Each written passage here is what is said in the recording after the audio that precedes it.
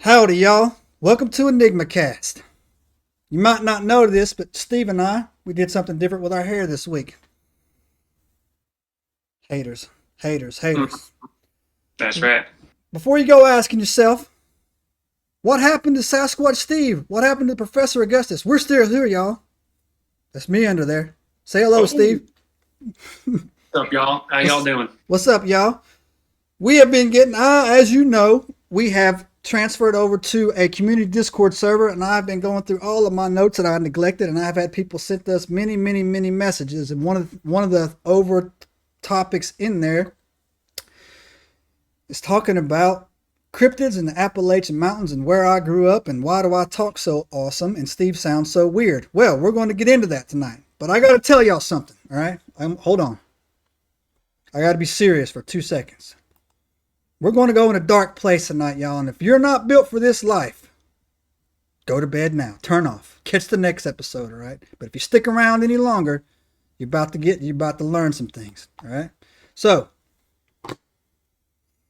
we are going in to the Appalachian Mountains, everybody. And before you ever go into the Appalachian Mountains, there's some things you need to know. The ancient Enigma files, how not to die in the Appalachian Mountains. Rule number 1, you must wear a mullet, right? You must. Not only is it business in the front, party in the back, it will keep the critters from attacking you from behind. That's number 1, right? Check. Mullet, check. Number 2, you must have a pair of Walmart $2 glasses. Also, you can buy these at any gas station along the way, right? So you see better in the dark. Think about it, right? Number 3, you must have on a NASCAR shirt or a sleeveless shirt, right? It lets the critters know you ain't effing around out here in these woods. You're here for business. Number 4, you always eat lunch at the Waffle House first to get you in that mood, son, all right? The Waffle House ain't for the weak. You people that eat Denny's, Denny's are for people who can't fight, y'all, all right? Always eat in the Waffle House. Number 5, you got to have a gold chain for the ladies. Steve, mine's big enough for both of us. So there you go. Now you've been warned. Now you know why we are properly kitted out. You never go into the wilderness unless you're dressed properly. Understand? Now, Steve, any questions? No, sir. You look great, all right? First of all, after this, do not run off. I need to know what conditioner you're using. You got a lot of volume going on over there. That's right. And I don't have it's not doing it for me over here. It's not doing it for me over here, right? Yeah, you look great. You got a great sheen to you. Thank you. So anyways, y'all, I grew up, before we get into this, to answer some of your questions, I grew up in Upper East Tennessee, right at the tip on the border between Virginia and North Carolina. The Appalachian Mountain Range runs right down that strip. I still have relatives that live down there, and I call them hayseeds and hillbillies. There is a lake down there called Watauga Lake that's full of all kinds of fiduciary, as well as the Noachucky River. Now, if you don't know anything about the Appalachian Mountains, I'm going to give you a quick scientific breakdown. 1, it is about to be declared the oldest mountain range on the planet, period. When the Earth's continents were one, it was up one giant landmass called Pangea. So if you take a map, cut all the continents and the islands out, they all fit together in a puzzle. The Tennessee Mountain, or the Appalachian Mountain Range, which runs from as far as Canada all the way down to Georgia, that mountain range was formed already when Pangea was in existence, and when they split, that mountain range just drifted away. So it is about to be declared the oldest mountain range on the planet. They are doing whatever they do with their peer review researches, this, that, and the other. It is also considered to be the number one, I guess the word, help me out, Steve, I wouldn't say area or locale because it's so long. Mm-hmm. What would a good word for that? Region? A region? Yeah, yeah. Region. for the most strangest fiduciary on the planet, running from all the way to the north, all the way down to the south. And it is steeped in lore dating back to verbal stories passed down from Native Americans. So we're going to get into that.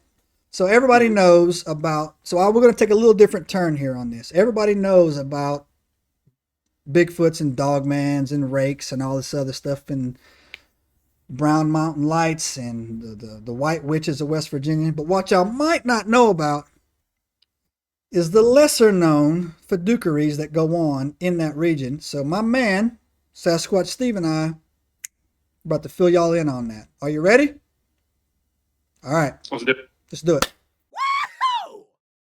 Hell yeah, Uncle Jay just showed up, y'all, with the beer run. That disability check finally come in, son? Hells yeah, I got it today. What are we drinking? 2 cases of Bush or 1 case of... And some old Milwaukee and... Old Milwaukee. Well, all right. In typical redneck fashion, he showed up a little bit late, but with presence, so we forgive him. Right? Fashionably. When you're a member of the First Antioch Baptist Church, all right, we teach forgiveness. You understand? So all that fiduciary y'all do Monday through Saturday, y'all leave it at the door. All right? Anyways, y'all, back to the topic at hand. Me and the boys are going to bring to y'all tonight 3 of the lesser known type of cryptids. Everybody talks about Bigfoot this, Bigfoot that, Bigfoot whatever. Your mama's got big feet for all I know, right? Everybody talks about Dogman. But we're going to bring you 3 that if you're from the South, you might have heard about them. But if you're not, you'll get a kick out of these things. But they're just as dangerous. Before we do that, we're going to go screen by screen and we're going to tell you what each one of them is. I'll be talking about the Wampus kitty cat, right? Spelled Wamp Ass. Wamparsse. Wampus. Steve, which one did you pick? I got the Pukwudgies. That's right. Pukwudgies, right? If you know what a Pukwudgie is, you are from the South.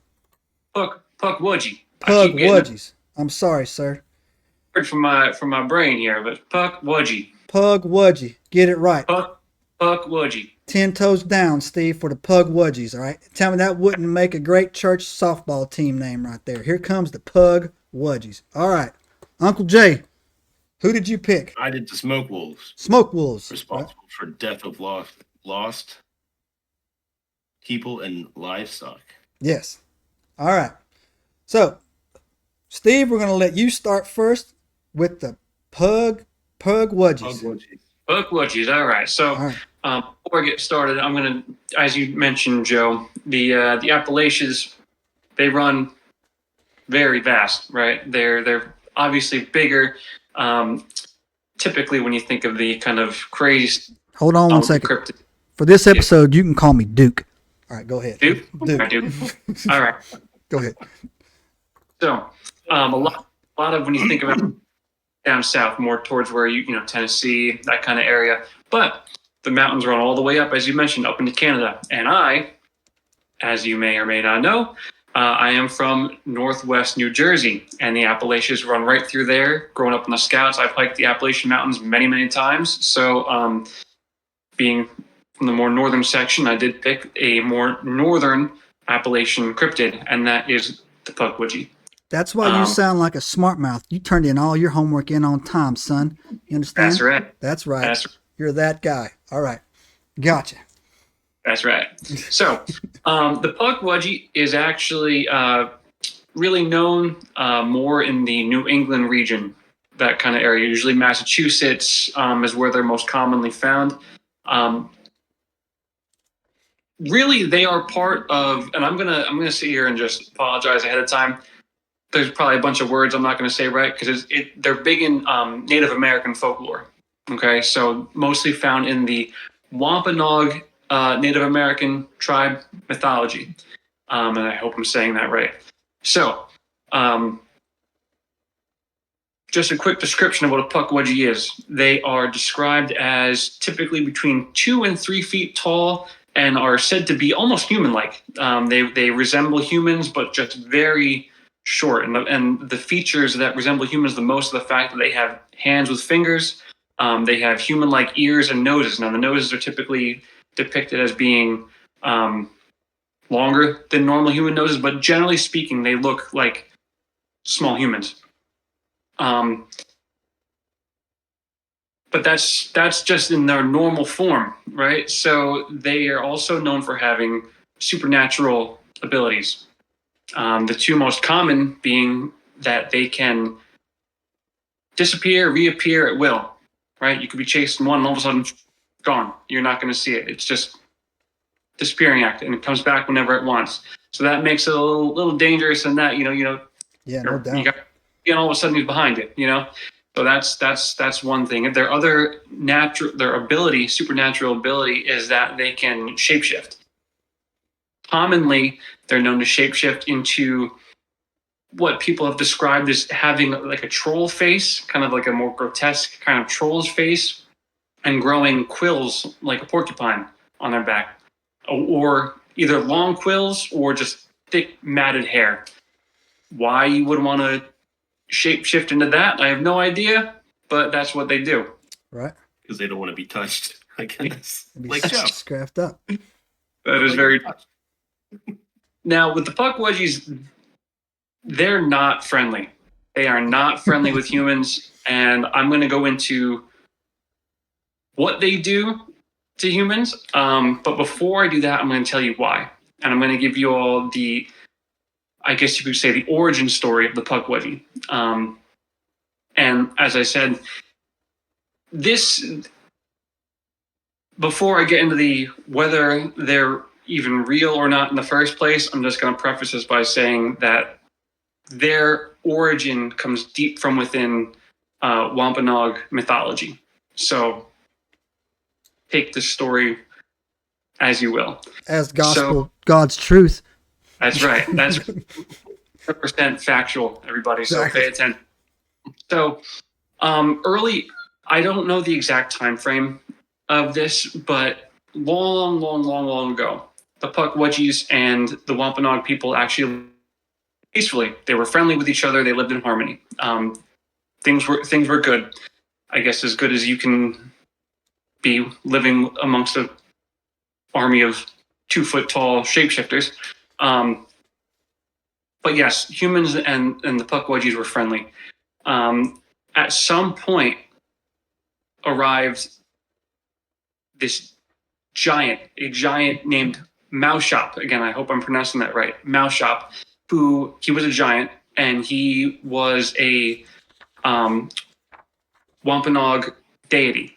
And they credit him with forming land. They've credited him with forming the landmass that is Cape Cod and other areas. So he was loved by the Wampanoag people. And over time, the Pukwudgies, they became jealous of Maushop, and they wanted to be beloved just like he was. But the Wampanoag people, they didn't particularly care for the Pukwudgies, and so there was a resentment that grew from the Pukwudgies and the Wampanoag people. So over time, they kind of turned their back on them, and they would cause all sorts of tricks and trouble, tricking the people, and just causing general mischief, right? And the Wampanoag people, they had enough. So they spoke with Maushop, and Maushop took, again, being a giant, he would gather up over time. He would pick up handfuls and handfuls of these Pukwudgies, and he would shake them into a stupor, and he would hurl them all across New England, got them out of there. Many of them died when they landed, but some of them survived, and they were not happy. As I'm sure you can imagine, they were not happy with this. That would do it. Over time, they returned to where the Wampanoag people were, and they struck back with a vengeance. They would kidnap children. They would burn the villages. They even reportedly murdered Maushop's 5 children, his 5 kids. They can summon magic arrows, and they have gas bombs. Like they're little tricksters, right? Right. So they arrowed down Maushop's 5 kids, and obviously he was not happy with this. So he began attacking the Pukwudgies and killing them off, and many of them scattered. They fled all throughout New England again, which is why they are commonly found in the New England area, because they've scattered. But many of them, they decided to come back. They gathered back one more time to get their revenge. And here is where I would figure that, there'd be more writing about this, but it was kind of vague from what I was able to find, was that once they returned to the area, they were able to trick Maushop out into the waters off the Cape Cod. And once he was out there, they hailed arrows, these magic arrows, onto him. And some legends say that this killed Maushop. Some say that this just caused him to retreat and never return. But either way, this attack on them was the last time Maushop was found within Wampanoag folklore. So, yeah, they back with a vengeance. That is a cool story. And fun fact, right? You got some time in Cape Cod, right? That used to be your summer spot for a long time, right? I have family up there. Yep, I still go up there all the time. Going up in a few weeks. Dang, wow. Yep. So I actually had heard a story that's fairly well documented about a mother, her daughter, and the daughter's two children. So a grandmother, a mother, and their two children moved into a dream home that they were looking at, kind of like a cottage. That area has its own type of architecture, right? Like its own type of building, right? A lot of they like a lot of lighthouse stuff up there. Yep. Right? Cape Cod style buildings that all have the old distressed wooden shingles on them. Yeah. Exactly. Yep. So they moved into this house that that the grandmother had their eyes on. So they pulled the resources, they moved in there. And on the property there was a shed, and that shed was used for storing, gardening equipment. And they claimed that a gnome, Pukwudgie, terrorized them for years, to the point where they actually had to move away, right? Like they were like a little evil little gnome thing on there. So that's cool, man. That's cool. Yeah. Good pick, man. You got more?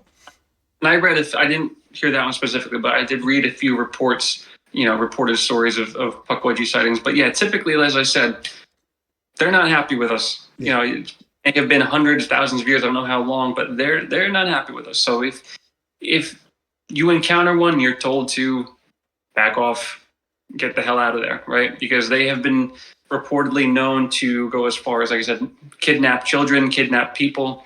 They've been known to attack and kill with their magic arrows, with knives, with spears, and there's even been reports of Pukwudgies pushing people off cliffs. So yeah, you don't want to mess with these guys. Yeah, no, for sure. They'll mess you up. And that actually takes me to it. It ties into a lot of the little people from Ireland and those areas over there. And Steve and I are actually working on a project together about the Windays. They have these things all the way down as far south as Central and South America. So, all right, is that it, Steve? You got more? I did have a couple just encounter stories. Let's do it. Let's hear it, baby. That's what we bring to the table. We just don't bring facts. We bring facts with stories. Mm-hmm. The most report of a Pukwudgie sighting that I could find was from last year, March of last year. Oh, snap. All right. Yeah, a woman out in Massachusetts one morning, walking her dog, very early in the morning, as she did every morning. Along her typical route, she passed this small pond. And this one particular morning, the beginning of March, she passed the pond with her dog, and the dog froze in his tracks, right? Just stopped and started growling. It could tell there was something there. She didn't see anything at first. She was nervous, scared, obviously. And she noticed peeking up over the ridge on the edge of the pond was this, what she described as a small, about 2.5 foot human-like creature. And it had, that's one thing I forgot to mention earlier, was aside from their human traits, they're typically talked about having gray skin. Sometimes, though, there have been reports of the skin glowing, and their eyes also glowing. So this woman, she said she saw this small creature with thick matted hair on the back, and also deep glowing green eyes. And obviously this terrified her. So her and her dog, they skedaddled. They turned right around. They got out of there. And she thought that was okay. Don't know what the hell this is, but I'm out of there. I'm done with that. But a few days later, it was late one evening. I don't know exactly the time, but she was home and she said she heard all of a sudden this incessant tapping on one of her windows, right? And she thought, okay, that's freaky. What could this be? And she thought, well, perhaps my daughter, maybe she got locked out of the house. And she went and nope, her daughter was asleep. She was in bed asleep. So the woman's obviously terrified at this point. So she goes, she turns on all the lights in the house. She starts making loud noise. And eventually the tapping stopped and it was gone. She never did see it, but her thought is it had to have been this creature that had come back and was looking for her. So, Dang.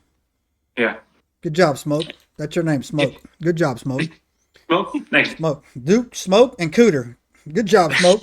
That's There you go. man. Just like my childhood. Yeah. Go ahead, Steve. Yeah, I'm taking out a limb, man. That's a good story here. I was gonna say there was another one that I saw. This happened. I want to say it was in 2007. Same thing. A woman was out. She was jogging one day, and she was in, what was the name of the town? Freetown. She was in Freetown State Park because I believe that's up in Massachusetts. And she was out jogging, and she kind of sensed something was off, right?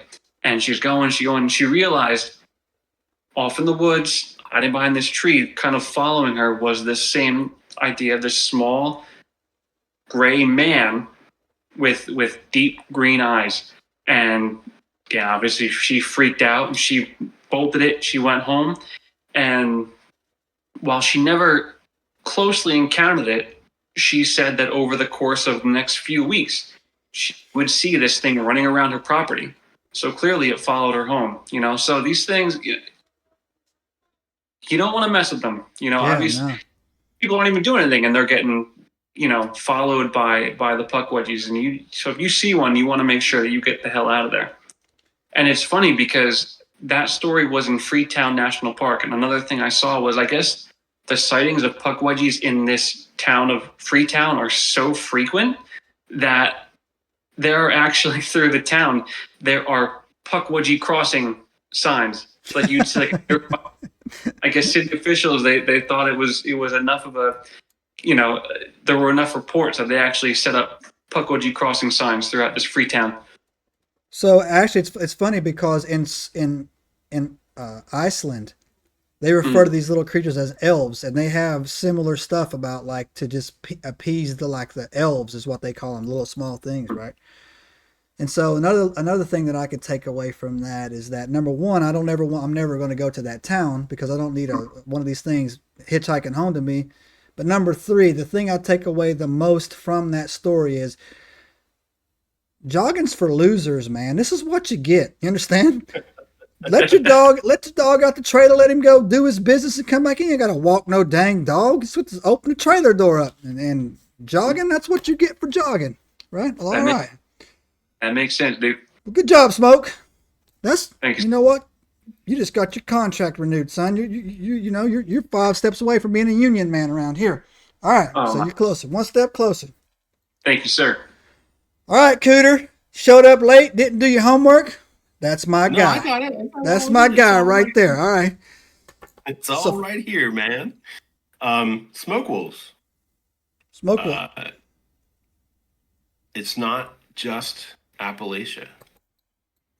They show up everywhere. They show up in Native American folklore, Eastern European folklore. There's some variations, but that kind of entity, that misty, eyes in the dark, shadow wolf thing, carries out throughout a bunch of different legendary monsters in different cultures, right? They're typically described as large and wolf-like, obviously, but bigger than ordinary wolves, and they're usually dark gray, black, or like a smoky, ethereal quality, right? That they're not quite here, right? Long limbs, sharp claws, and large fangs. Definitely menacing, right? And they seem to shimmer, right, in the light.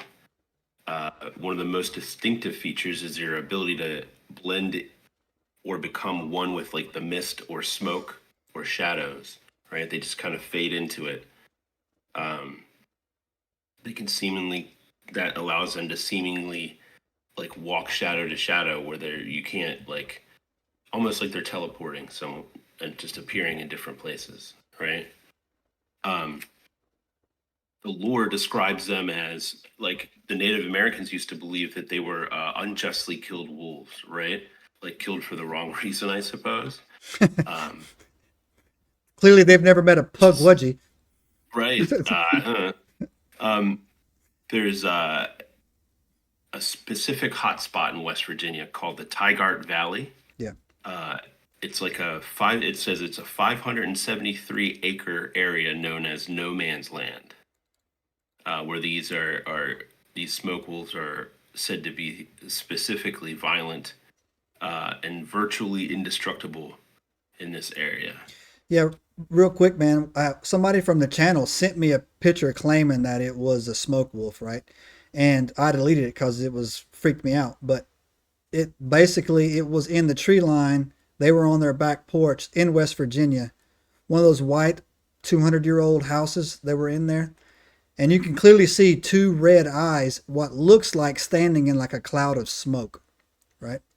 But like the smoke's just not billowing. It's like a little shape form there or whatever. And I was like, man, okay. Yeah, it's kind of holding still. That's always creepy when it kind of just is stationary. Because my anything thing that's supposed to be moving and is stationary, it gets creepy. Yeah, and the thing too is because on this channel we talk about it. If I can kill it, man, I'm not scared of it. You know what I'm saying? Right. Like all right, like yeah, like here, here's some hollow points. You know what I'm saying? I Like can smack it with something, right? yeah, but like if you can't, like when it says when it says that they're almost damn near indestructible, right? Then that gives me like a moment of pause there, boys. But hey, that's the Appalachians, son. All right. Right. Yeah. Because and that's one of the other things it says. It's that some cultures see them as a bridge between the natural and the supernatural, right? So they're frequently tied to spiritual or mystical events, right? Making sounds that they're described as making sounds that are both wolf-like and demonic at the same time, right? So imagine a demonic wolf howling. That would probably be a pants shitter right there. That's why I wear my brown pants. Where you got to wear the brown pants. Khakis are good for exploring. Yeah. So, yeah, they're not really typically seen as often as some of the other stuff nowadays. Yeah. But they are unnervingly silent when they move. And so between the smoke and the shadows and the red eyes and the silent stalking thing, definitely thinking if you see a pair of red eyes staring at you, walk the other way. Yeah, no, and that's the thing too, is that like I thought we were doing I didn't realize the Pukwudgies had a discotheque up there and freaking and they're getting seen this year, probably 3 days ago, right? Yeah. Yeah, smoke wolves, man. Well, this Tiger Valley place this is fairly recent, right? This is a particular hotspot. So I did a podcast with Tommy from Poole, UK, England, and in that podcast he was telling me about this forest that he had behind him, and I didn't know about a smoke wolf until literally 20 minutes ago, but he was describing something like you were just describing, like it was just appearing out of the mist or something like that, man. Dang, I wonder what that is, man. One of the interesting things is when I was a kid, I was really I loved Sherlock Holmes, right? So, reading and doing the research for this, it reminded me of a story, the Sherlock Holmes story, The Hound of the Baskervilles, where they described something very similar, a hound coming out of the mist on the moors, right? Wow. This big, just demonic hound, right? And I think that how'd he kill it? Wolves and dogs have been with us for 60, 70,000 years, man. Yeah, but how did he kill it in that story? How did he kill it? Oh, dude. I don't know. Go read the Baskervilles. I don't remember. What are we talking about here? That's important stuff, man. I know, but my memory, there's a lot of stuff in there. That's been a lot of We got things happen between. we got follow ups here. First of all, I need to know how to smoke a Pukwudgie and a freaking now I need to know how to smoke a smoke wolf. I don't know how you would. I mean, if they can just turn into shadow, they can turn into mist. What are you gonna do? Yeah, what are you gonna do? You just sit in a very brightly lit room all day where there's no shadows, no mist, nothing like that. Yeah, man. But even bright rooms cast shadows, man. I think I saw a movie like that one time, man. I can't remember what it was, where you had to stay in the light, couldn't get in the shadow, but you had to have the light around you, so you didn't have a shadow at all. It was crazy. You lay down on the floor, so you're not casting. Yeah, exactly, man. There's light, Exactly. light or fire, all day. right? Yep. You can use light or fire, or some kind of holy item, right? Rituals, prayers, or offerings is usually sacred objects, cleansing ceremonies. It's seen as like more like supernatural, I guess, than cryptid, so to speak. Definitely has a supernatural aspect to it, like because of all the things that are coming up for warding these things off have spiritual significance. Yeah, definitely right there, man. We need like a Constantine level warrior Yeah, to get in there and handle that, man. But I got the tattoos. You just need the one that Into the does light, I thing. force you. Right? Nerds. You wouldn't know what that. You wouldn't know that movie. Bunch of nerds, man. I love that, dude. I was a big fan of the comic book. They're making a sequel. All right, Jay, you got more? Because I got a bonus fact. They had a blonde British guy who's John Constantine, played by Keanu Reeves. Accurate. Just saying. Mm-hmm. Cultural appropriation right there. We're just trading one white guy for another, I guess. Well, he's half Japanese. Who is? Keanu. No, he's not. Yeah, he is. He's half Japanese. You didn't know that? Google it. I can verify that one. Look that up. I did not. Keanu Reeves is half Nihongo. That's why they love him over there. He does all the tea commercials and stuff like that. And drink plum tea. It's John Wick sitting there sipping on He it. used to do a lot of those commercials. Yeah. Tommy Lee Jones. I always loved the Japanese Tommy Lee Jones commercials because they were completely insane. They have a bubblegum over there we Nothing to do with anything. we used to eat called Black, right? And this is basically imagine pure bleach and mouthwash in one bubblegum, and it would melt a breathalyzer stick, right? So, not condoning this. I'm just saying in the younger days, I was a little wild. So, we used to chew this gum called Black, and Tommy Lee Jones did a Black. Yeah, Black. That's the name of the gum. It's called Black, right? And, black gum. and Yeah. he used to Tommy Lee Jones would go, Black. that's what that was the commercial. Was Tommy Lee Jones go, Commercial. Black. So, anyways, That's great. Fun fact for you. West Virginia is the only state that is completely embedded within the Appalachian Mountains. That's a bonus check for you guys right there. So no matter where you go in West Virginia, fiduciary will follow you. Well, I actually thought the two topics we picked were like Pukwudgies was going to be little funny people, like, tying your shoes together, and the smoke wolf would be, something else. But like, No, they're smoke dogs. They're not smoke puppies. yeah, smoke wolves. Yeah, they're not smoke puppies. Yeah, Steve. Man. Well, anyways, Yeah. I'm about to tell y'all a story about the Wampus Cat, right? Now, I got a little history with the Wampus Cat here because my dingbat mama, who watches every episode we do, this is her favorite. Hey, mama, you're not really a dingbat mama. But anyway, my dingbat mama loves this freaking Wampus Cat. I grew up on stories of hearing about this Wampus Cat. Bought her books for her birthday about the Wampus Cat. So today, we're going to tell our listeners about the Wampus Cat. Duke's mama's favorite cryptid, right, is the Wampus Cat. So anyways, give you a little bit of lore about the Wampus Cat here.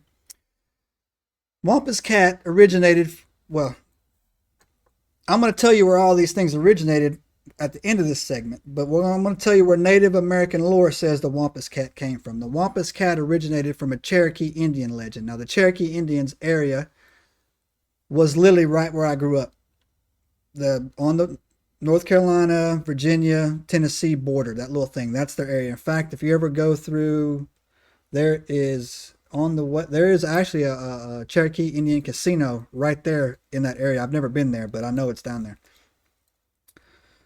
So the legend of how the Wampus Cat came to be was it was a Cherokee legend of a young, I forget what they referred to those women as. The men were braves. I guess the women, what do they call women back in the day, right? Don't even know. So Women. No, there was a word for them, man. No, I know there was a word, but you don't want to use that word because it's kind of derogatory, believe Is it?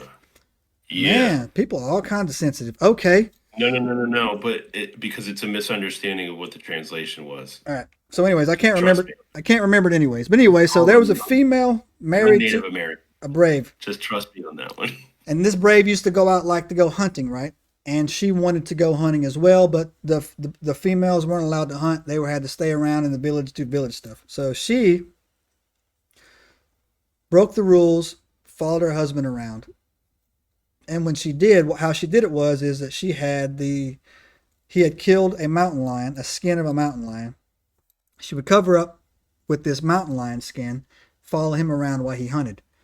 Well, she got so successful at that she actually started using that technique to break all the rules, and she went to one of their powwows for men only, and she got discovered. And so they took her to the village medicine man, and his punishment for her, he said, is that I'm going to permanently put you in that lion skin and force you to roam these wilderness forever. Now, my first thought is like, dang, that's heavy. You know what I'm saying? That's like harsh, man. First offense. You know what I'm saying? Right? First offense. You turn me into like some supernatural thing. Like, dang, what happened to? I thought you were going somewhere else with this. I thought you were going to say that she would go out wearing this lion skin, and one day that they was one of them, and they killed her, and then her spirit went on to be. Nah, man, like this was this was her punishment, man. I was like, wow, like that's heavy-handed in my opinion. So, anyways, they performed a magical ritual on her and turned her into the Wampus Cat. Now, to give you some details on this Wampus Cat, I actually got down here that the last sighting was around, the most famous sighting, last one was in 1960. So this is still going around. So this Wampus Cat is considered to be female, half woman, half cat, have 6 legs, right? Some have her having just 2 legs. Some of them have where she runs on 2 feet. Some have her where she runs on 4 legs and she has 2 hands in the front, right? With yellow or amber eyes. And her howls are the howls of sound. When she howls or yells, it sounds like the screams of a woman. But that's not even a stretch. If you've never heard a mountain lion scream, it sounds like a woman screaming, right? You can go on YouTube and look at plenty of videos of cops and people diving into their cars thinking that there's a monster in the tree line. That's a mountain lion. A mountain lion scream will terrify you, right?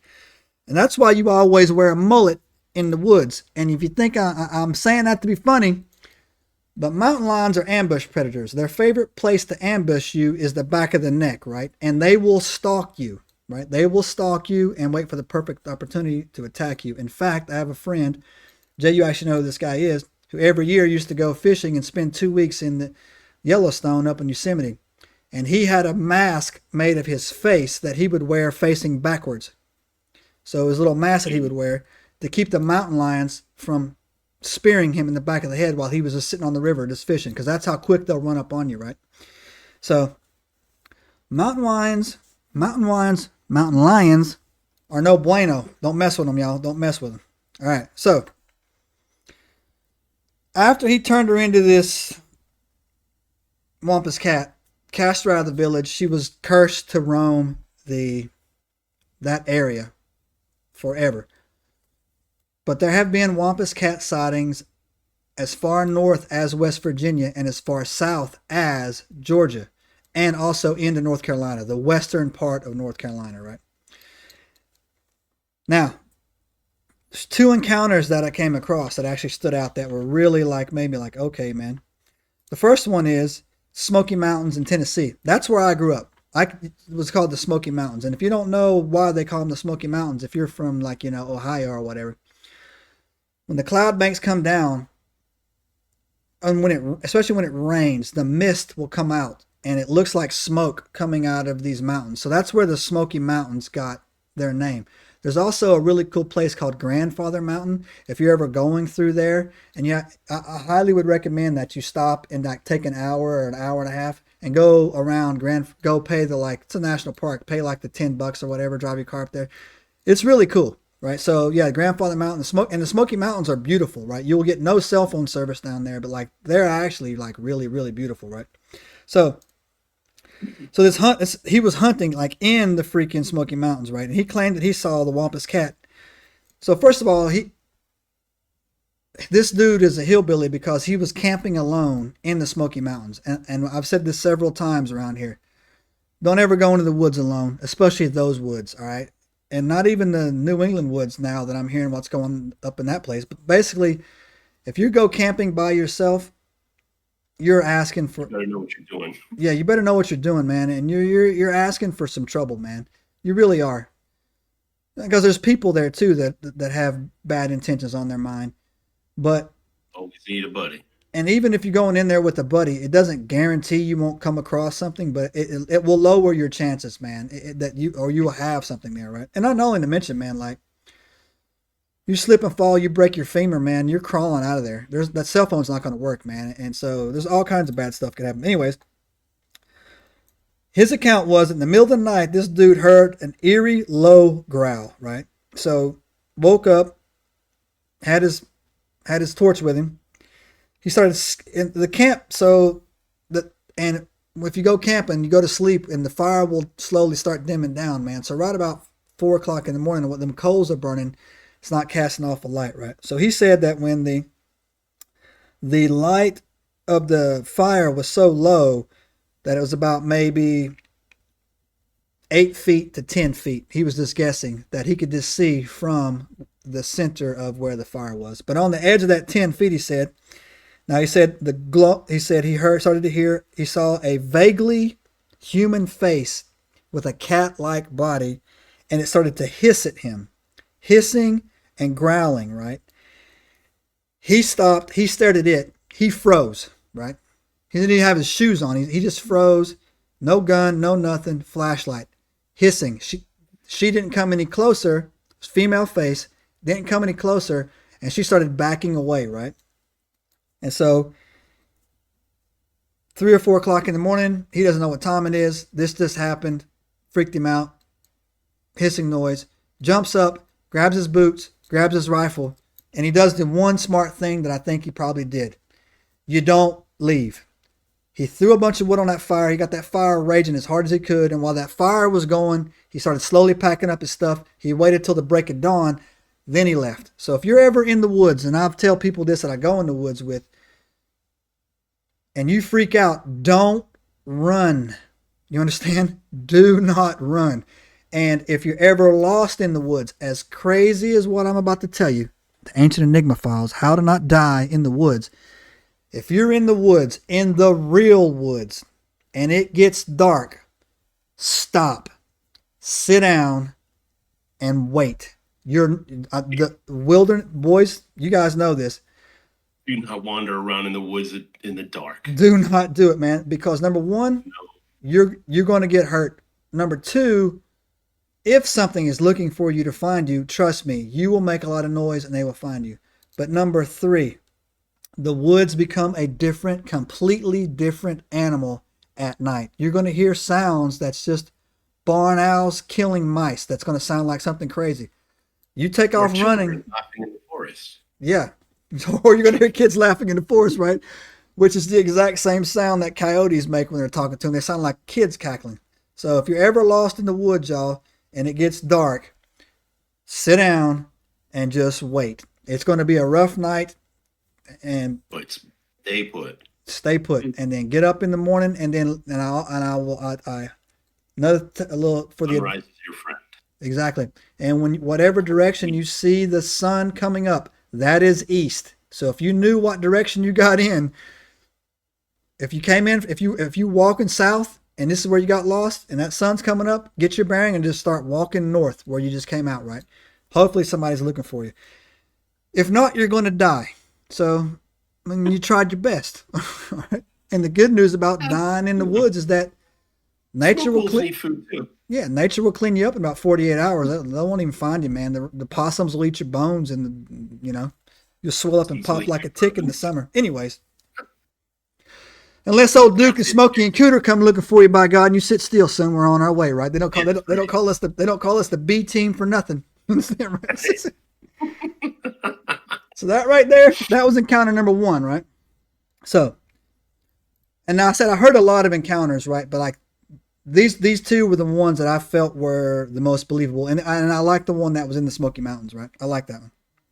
So, second one is, also too, these sightings happened a lot in the 20s and the 30s and the 40s, right? A lot, right? And when it did, they would immediately put a curfew in place. That's how serious they took this in these states. They would put a curfew in place that you can't be out after dark or whatever as well. And that's always fascinated me. We've talked about this before. I forget when Jay and I, we did one. I think Steve, you and I did one too. About how they used to take these sightings so serious they would close. Oh, it was the Mothman. They would close schools. And Jay, it was the Seraphin Long story you and I did. They would close schools, run newspaper ads, right? Start curfews. Yeah, there was a time when this was taken serious. Same with the Jersey Devil episode we did back in the 1920s, 1910s. It closed down South Jersey for a month because of just all the sightings that were there, and people were just terrified. And Steve, remember you told me they bring in professional hunters. They would bring people in to hunt and kill this thing, right? So anyways, they didn't call us, or there would be no Jersey Devil. Mm-hmm. Understand? Got this. Right, I pawned this 3 times. All right, I get it back every time. So anyways, the second one was the 1960s, right? It was a rural community in eastern Tennessee, and I did this for my mom because I called my mom. This is for you, Mom. She lives and still lives in eastern Tennessee. In the 1960s, in a rural. I've been hanging out with you Yankees too long, man. A rural eastern Tennessee community reported a series of strange events that they attributed to the Wampus Cat. Livestock, chickens, and goats go missing, except the creature is not big enough to finish off a baby calf in one sitting. So they found the calves half eaten, but dogs and all the other stuff and chickens, they get smoked, right? And goats too, right? Were found mutilated with strange tracks that were discovered around the farms, right? And this is another thing where that lent credence to it having 6 legs. 3 legs on each side, right, was the tracks that they were finding, right? Originally, they thought that they were 2 animals because of the gait of the walk, right? The gait of it, right? But they say that this thing was, when it's on all 3 legs, it's about 7 to 8 feet tall, right? So they thought at first that it was just 2 big cats walking in a straight line, right? But then they quickly discovered that no, the paw prints are the exact same, and it's the gait. The gait was the stretch, right? So, anyways, and so they discovered the tracks around these farms. So the locals began to tell stories of seeing a large cat-like creature slinking around the edges of their properties at night, right around the tree line, right where they would go in there. Some described hearing unsettling screams to howls in the woods, but also too, again, everything that they've said so far. That's just could be a mountain lion, right? It could be 2 mountain lions, right? Just walking, right? So plausible deniability, I guess, would be a good thing on that, right? So you're hearing screams, okay? Mountain lions scream, okay? It's killing goats and chickens and livestock.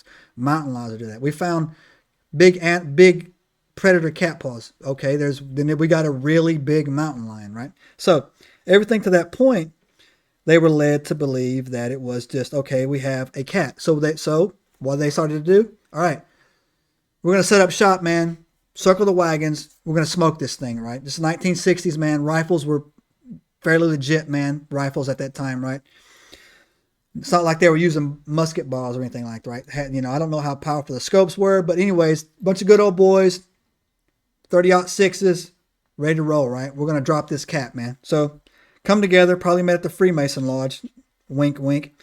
And then freaking, we're going to get together, we're going to drop this cat, right?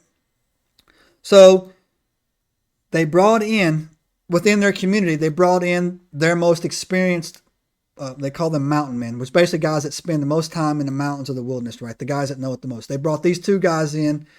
And so these two guys were going to lead the effort to set up a trap, smoke this thing, right? So they could tell that there really wasn't a rhyme or a reason to the farms that were getting hit by this cat, right? But so they couldn't say, okay, it hit the Joneses tonight, it's going to hit Cooters tomorrow, right? So what they had to do is they had to cast a big net. And so they all had this kind of an agreement that, okay, lock up some of your livestock, right? Let them out of the barns, right? But everybody's going to have to like get a little bit out, man. So basically they just set out some calves and some goats, right? And they were trying to, see if they could lure it. So they brought these two guys in, right? And what they noticed quickly is that this thing, people would be able to see, okay, I see it in, the tree line, but the cat, whatever it was, knew it was getting set up on, right? It had a higher than average, it wasn't driven by, like most predators are driven by pure instinct. When a mountain lion is hunting or about to go for a kill, that's on his mind. So this cat was not going for the easy kills. In fact, whatever it was avoiding the areas where the easiest kills were going, and it didn't flee. So these two hunters or these two mountain boys were like, something's not right, to the point where they actually thought it was a guy. They actually thought that it was another dude. It's like, you know what? I think something's going on. I think somebody's poaching these animals, and they can't explain the tracks. But in their mind, they're trying to put together, as we talked about on this, the human psyche can't always, just say, oh, it's a Wampus Cat. They're going through every scenario in their mind to say, how is this thing outsmarting us? How is it not doing this? And so then also too, it started the creature, whatever it was, started staggering its kills. So it would go 2 or 3 days and not do anything. They would ease their guard down because they got tired of staying up every night, and then bam, it would kill a calf, right? And bam, it would do it, right? And they were like, man, how is this happening, right? How is this happening? So they couldn't just lock all their livestock up at night because they had dogs, and this thing would actually kill their dogs, right? So like they would have these, farm dogs or shepherd dogs out there, and it would kill the dogs. So how do most things resolve themselves, boys? By pure effing luck, right? So Pretty much. So check it out. It's kind of funny. Coming home from church on a Sunday night. This is a true story. Coming home from church on a Sunday night, and this was 1960s. Everybody went to church. This wasn't a thing where you didn't go to church, man. Everybody went. West Virginia, right? It's Upper East Tennessee. So same thing. Basically same thing. Everybody went to church. You went to church Sunday morning, Sunday night, Mason Lodge on Tuesdays, church on Wednesday nights as well. So everybody went to church, right? So they're in there saying the thing, said the prayers, whatever. And also this was also a way to kind of like a studio town meeting, right? That's where you got the information out, right? Hey, look, everybody wants you to know we're doing everything we can. Everybody's here. The sheriff was there giving tips or whatnot. Kids were scared or whatever, blah, blah, blah, blah. Everybody was in church, whatever, boom. So everybody leaves that night driving home, right? Heading down the road. So back in the day, y'all might not know this. Jay actually had one of these when he graduated. They built cars a little bit different, right? Yeah, they did. A little bit different, right? These cars could mow down oak trees, drive through fire stations, stuff like that, and you'd walk it off, right? And the seatbelt was just a piece of, what is it, vinyl, Jay? Oh, dude, mine was it's the same seatbelt material, but mine, there was no retraction, dude. Yes. That thing was free floating. Yeah. You rolled it up and stuck it to the ceiling when you were done. And luckily, this one didn't have a separate piece for the overarm. Right. right? Some of them had some of the, like I had a 72 Chevelle Malibu. That was my first car. Lime green, baby, the chick magnet, And man. it was pea green, dude. It was awful. But I spent, a lot of Bondo and some, So you know, right. yeah, some Bondo and a little paint booth later. It was nice, Easy. midnight blue and shiny. Yeah. So, yeah. And that thing was a tank. I had a deer hit me Yeah. one. Believe. So Yeah, and, hold and that. it pushed the door in. I grabbed the handle and boom, popped it right back Yeah. out. Hold that thought, man. So those cars back in the day were built different, right? And they were built sturdy. And so they were leaving church, and back then it was the bigger your car was, Pontiacs, Cadillacs, long bodies. What is it? Oldsmobile. Oldsmobile. Oldsmobile, baby. 4 doors that literally, when you slam them, it's like shutting a vault at Fort Knox, right? So these cars were built different, right? So church let out, they're streaming. It doesn't say the type of vehicle that was happening. Man and his wife, a man and his wife were hello. Didn't you put that First down? time caller, long time listener. Pukwudgie trying to get in my phone. Anyway, so a man and his lovely wife were driving home, and just about the time, true story, when they were driving past the Piggly Wiggly, which was a grocery store in the South, they were going down their way. And in my mind, he was driving a big old honking Pontiac, right? I'm talking about a big 4-door. Ethel's over there, worried about, I'm worried about it. He's calm, just about, what we're going to do. He's driving down the road. All of a sudden, he's not really paying attention, goes around. He pancakes something. Boom, boom, boom. That's what it sounded like. Front 2 wheel, hit it. Front wheel, second wheels. Boom, boom, boom, right? That's what it described it, man. Like 3 bumps, right? So he's like, oh my Lord, oh my gosh. Woo, he stops those cars didn't stop on a dime either, man. So like they just stopped the car. His wife's shooken up. He's freaking out, going a thing, right? Opens up the door, gets out of the door, looks back. He sees something laying on the ground, right? I think the initial thing was he thought he hit a horse. He said I thought he hit like a pony, like a small pony or whatever, right? That's how hard the bunk was, right? And it was, when I think about this, that's how I know he was driving a real heavy car, because whatever he hit, he rolled over it, right? Like it went down and not flew up, right? But this is where it gets wild. It started to stand up. And he's standing there, and he starts to stand up, and in his mind, this is how he describes it. It came up on one knee like it needed a breath. And he thought, so like it came up, just like, it's like if we got hit, right? And like we were getting up, right? So it came up on one knee, and it said his hand was leaning forward. And he said his mind could not process what he was actually seeing. It's behind him. It's on the ground. It's coming up on one knee. It's got its hand on the ground. It just got rocked. It looks over its shoulder like this, and it had the face of a woman. He said it was a woman, and now he really can't figure out what he's looking at.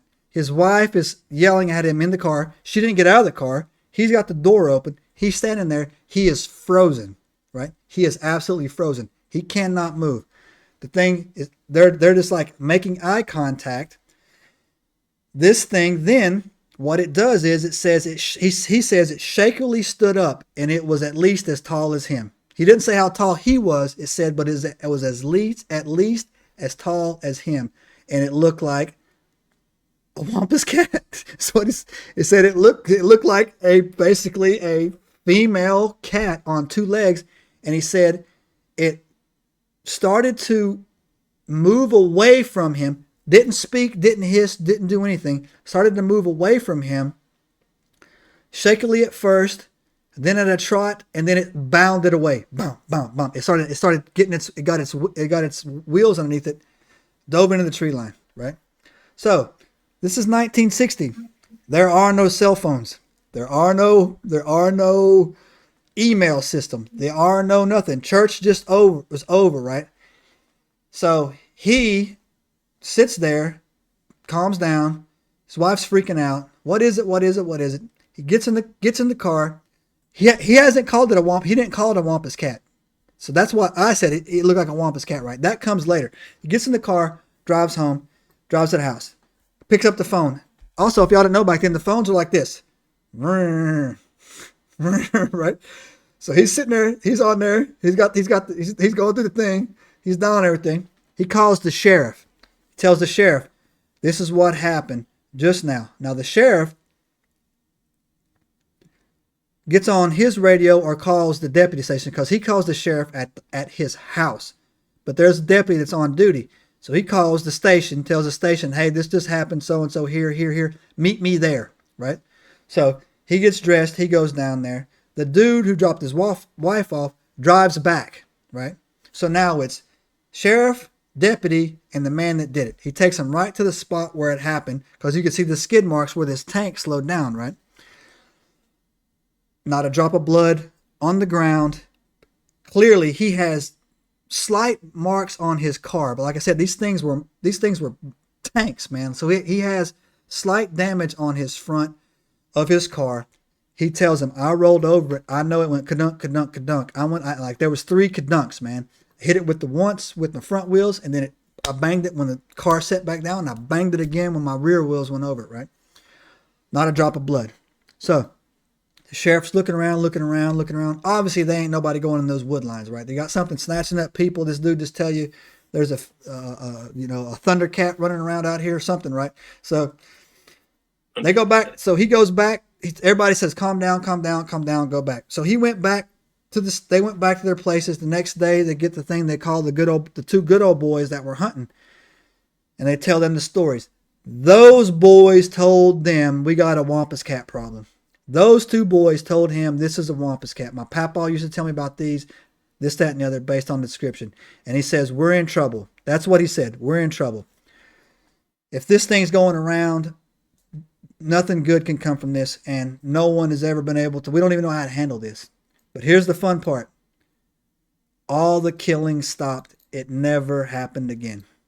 Never happened again. Nothing there. That literally is the end of the story. The thing got pancaked by a Pontiac coming home from church, and it moved on. Decided to roll out. Decided to roll out, man. Find a new place. They tried to roll out, and this was 1960 that this happened, right? So they had the greasers, the preps, and the greasers, and We're at it. 1960, bebop's going on. I think that was earlier than that. But anyways, so that, gentlemen, is the 2 most I found to be interesting Wampus Cat stories that I was able to find. And there's a lot of them out there, but I thought these 2 were good, specifically because the one incident doesn't end any way dramatic. It just stopped. That whatever it was just left, and by pure luck, Papaw hit it with the Pontiac, taking Mama home from church, right? Going home, right? Bam, from bingo at the church lodge. That was one of those synchronicity events, right? Where hit the thing at just the right time, and it just decided, I've had enough. Came around, I'm done with this town, man. I got these people camping out on me. I'm made out here, and I took off, right? So that's it, boys. That's what I got for y'all. Now, as we always do at the end, I always like to do the round table. All right. Mm-hmm. Round table. We're gonna do a 3-round round table. First of all, we're gonna start with Pukwudgies. Steve, are you a believer? I wouldn't say I'm a believer in the origin story. It's pretty out there. Is it possible that these little humanoid creatures exist? Especially out in, we're getting the deep woods up north. It's possible. I'm not going to say no. I think it's possible. And again, the fact that they can disappear at will, I think is what kind of makes them a lot more elusive. They're probably not trying to be found. Right. So it's possible. I'm not going to say no. Cooter, what you think about these Pukwudgies? Me, I always think of it like, where did it come from? Right? And so I'm going to say my typical giants, right? Like giants keep popping up. It's always the same description of giants. There's giants all over the place. Yep. Making stuff, right? Yep. Always making stuff, building things, doing impossible things as well, right? I think that there was something happening here. Look, man, there was like 100,000 years there between like modern humans and like Göbekli Tepe. Well, right? and don't and we can't discredit the Appalachian Mountain Range is the oldest mountain range on Earth. And it is chock full of caves. Yeah, man, for sure. Chock full of them. Yeah. And I don't know, man. I think that it's kind of like the endangered species. As we keep encroaching on these different kind of things, territory, they go deeper and deeper, kind of underground, so to speak. Right. I think this is possibly another, descendant of something that we just don't understand. Yeah. Right. There's Hobbit people in the Philippines. They found the skeletons aplenty. Right. Little tiny people. They could have been a tribe of little tiny people, right? Jay, sounds like you're a yes, man. You're in. I mean, I feel like it's a plausible kind of deal, All right. So Smokey and Cooter are in. Yeah, I'm in. I'm in too. So I'm a hard yes. All right. So, and Jay, hold that thought. Hold. What's that? No explanation needed. Just yes. I'm a hard yes. I'll tell you why. I'll tell you why I'm a hard yes. It's because your ass is 50-50.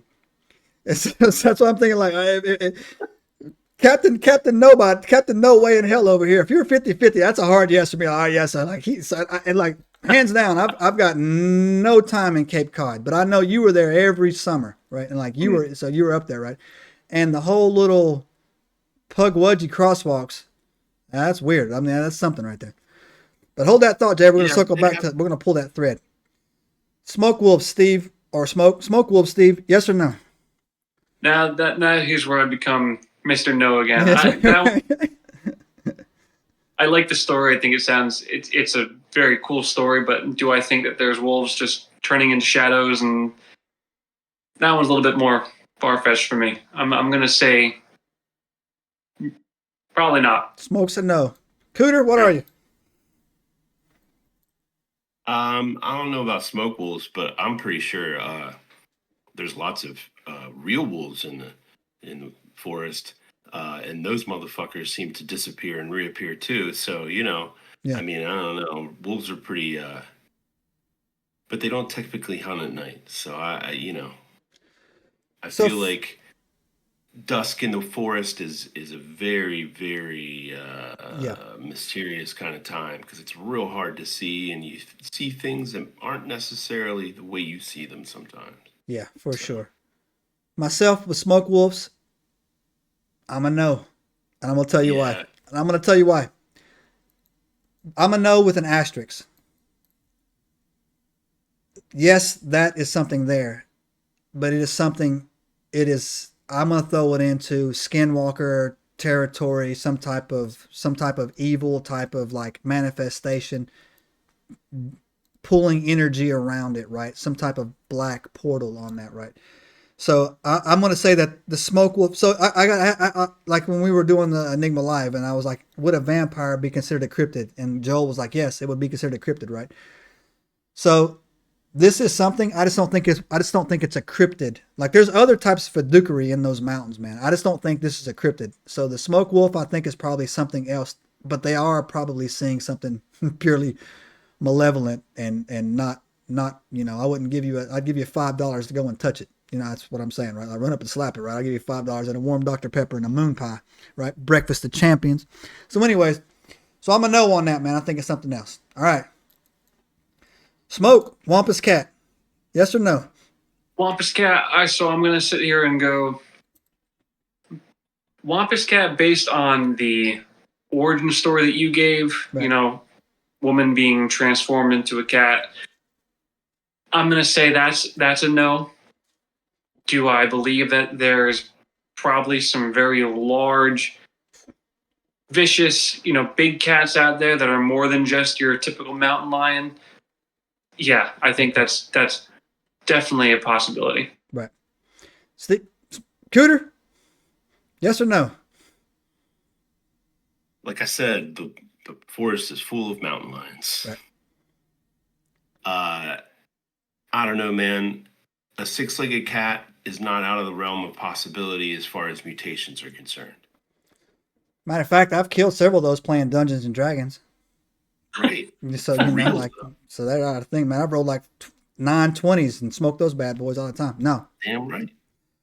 For me, I'm going to say it's a yes. And I'm going to tell you, so now that we've got the things, and I'm going to tell you, now I'm going to put, so we put the mythological, I gotta articulate myself here fairly well.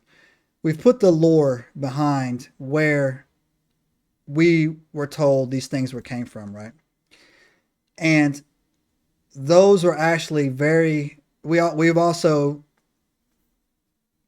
are higher than the average when it comes to being able to be open-minded to listen to people tell us stories, right? Just because we don't shut people down. So I can totally understand I could totally see and understand where the Native Americans would witness something. And at a baseline, they saw something, all right? So at a baseline, we can disagree all day long what it is, where it came from, but they saw something, right? So in their minds, to make sense of it, it would only be logical for a human being to put some type of, spin on it, right? That, I heard it from another village that was this. And I'll tell you why that makes sense, because until you read that book right there, again, it keeps coming back to what Jay said. Every time you come across some fiduciary, man, there's always seems to be a giant in the middle of it. And if you read the book of giants in the book of Enoch, again, I always pump this, it's still in the Ethiopian Bible. It was removed from our Bible, written by Enoch, who is a somebody, right? And this is where I preach to a little people. Enoch was not some rando, all right? Enoch was 7th generation descendant from Adam. God loved Enoch so much that he just took him. Enoch never died. There's only 2 people in the entire Bible that God personally took, Enoch and Elijah. If you read the book of Revelations, it talks about these 2 witnesses coming back to the earth. That is Enoch, right? The other one would be Elijah. They will be the 2 witnesses during the great tribulation at the end. Enoch was revered as the scribe, right? Jay, they called him the scribe, right? He was revered. People went to Enoch to petition him to speak to God for them. Enoch did not die. God loved Enoch and he took him, right? So the book of Enoch was taken out of our Bible because the Catholic Church said it gave too much information, which means it raises too many questions that they can't answer on faith alone. The book of Enoch is the same story told in the Sumerian tablets that are 17,500 years old. But the Sumerian tablets tell it like an alien first contact. The book of Enoch talks about it as the angels came down from heaven. In the book of Enoch, there's a chapter called the Book of Giants. In your Bible, mine's right here, you can go and read that where it says the sons of, what do they call them, God? So what do they call them, Jay? The sons of... Okay, so there's the sons of man, and then there's the sons of heaven. Sons of heaven sinned against the animals of earth. The book of Enoch will tell you that means they took animals that weren't supposed to be together and they made those animals. The Anunnaki, so the giants that came down, when the Watchers came down, they bred the Nephilim with earth women, their fathers being the angels and the giants. They, for funsies, would take humans and dogs and put them together. There's your dog man. Of course they made these Pukwudgies, man. Of course they made this Wampus Cat. Of course they did, right? Of course it's a half human. Something that they made, for Christ's sake, right? Like, exactly. Of course it's a half human, half mountain lion. Of course it is. They tell stories. We're going to do a podcast on this. We've just got such a hectic schedule because we're blowing up that they even talk about the moon-eyed people in the Appalachian Mountains. Those are gray aliens, y'all. the Native Americans tell stories of the moon-eyed people that would only come out at night, and they were gray, and the light would hit them, and they were moon-eyed and silvery. These people saw everything, right? So, and it makes perfect sense to me that a giant would be involved with the Pukwudgies. It makes perfect sense to me that the giant would say he was a god, because we've done a podcast on here together when we were shaved up about the giants of Malta, and what's the first thing she did? I am your god, worship me. And they started building temples, right? Building temples. So of course it would be. And of course it would be that they call upon this giant to come down and smoke these other creations that were there, right? So the Book of Giants will clearly tell you that the Nephilim, the Watchers, whatever you want to call them, they created the Fae. Everything in mythology that you've ever heard is true. And all stories are true. Yeah, it all leads back to that. They did animal-human hybrid crossbreeding and testing. God saw this, was so upset that he regretted ever making us, and he flooded the earth. Now, we know, if you read the Book of Giants, the giants were so evil, they knew they were going to lose. Where did they go, Jay? Enoch. They went to see Enoch. Please. They went to see God's favorite creation. They went to see God's favorite creation and beg him to please petition him on our behalf not to destroy us. Enoch did. And God's response was, you're getting the smoke. I'm 10 toes down on business, because you shouldn't be making deer babies with freaking lion babies, right? That doesn't happen, right? And he gave them the option to repent. If you repent, you might have a chance. The flood happened. Obviously, we know, you go on and read Deuteronomy and all these other places, that some of the giants survived. So therefore, if some of the giants survived, some of the other things made their way through the cracks as well. So